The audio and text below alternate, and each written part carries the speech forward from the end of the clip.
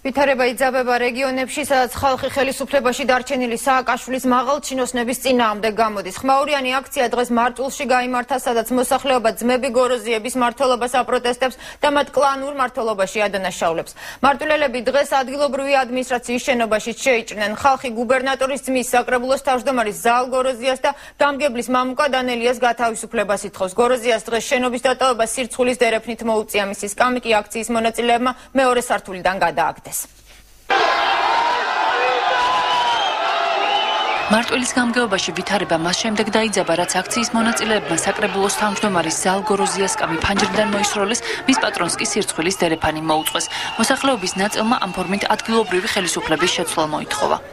გაუყოვნებლივ დაწეროს განცხადება და უნდა დატოვოს თანამდებობა. ვინაიდან ბატონი მამუკა დანელია არის ქმედ უუნარო გამგებელი, იგი ვერ მართავს რაიონს. ადგილობრივი ხელისუფლება უნდა წავიდეს ხელისუფლებიდან და რატო? ამას აქვს მრავალი მიზეზი. ის რაც მარტვილში ჩატარდა არჩევნების პერიოდში, ეს იყო ამას არაფერი არ ქონდა საერთო არჩევნით. ეს იყო პირდაპირ რომი.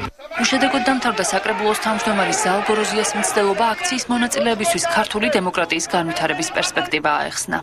თუ დემოკრატია და ნორმალურ ქვეყანას ვაშენებ და გვინდა დემოკრატიული ქვეყანის აშენება, ერთმანეთის აზრი უნდა გავიზიაროთ და თუ შეიძლება რო ჩვენ ერთმანეთს გავიზიაროთ ის აზრი, რასაც თვითონ გვეუბნებიან თუ დამადასტურებელი საბუთები ექნებათ, რომ მათ აქვს პრინციპულად მაგის მნიშვნელობა გადადგომის შესახებ, არანაირი პრობლემა არ აქვს.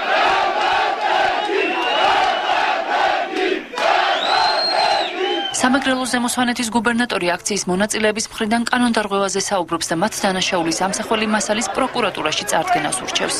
იმედი მაქვს, რომ სამართალდამცავები ამაზე პასუხს გაცემენ, თუ დანაშაული აქვს, რასაც იქ ლაპარაკობენ გამგებელს, მათ შეუძლიათ მიმართონ როგორც საკრებულოს, მიიტანონ სუსტად ის ფაქტები, რა დანაშაულიც აქვს, რასაც საკრებულო ალბათ განიხილავს, ის არის არჩევითი ორგანო და მისი უფლებამოსილება, რომ ეს განიხილოს და ამავე დროს მათ აუცილებლად უნდა მიმართონ პროკურატურას ან სასამართლოს. მოგვიანებით ადგილობრივებმა შენობა დატოვეს და გამგეობის წინ გადაინაცვლეს. მიზეზად შენობის დაზიანების საფრთხე და შესაძლო პროვოკაციების თავიდან აცილება დასახელდა. ეს თვითონ ნაციონალების წარმომადგენელია ხათუნა ჟღარგავა, რომელიც სპეციალურად ეხავს, რომ აი პროვოკაციაზე ჩვენ პირიქით. აქციის მონაწილეები მარტვილის გამგეობის შენობის წინ დარჩენას მათი მოთხოვნების დაკმაყოფილებამდე აპირებენ.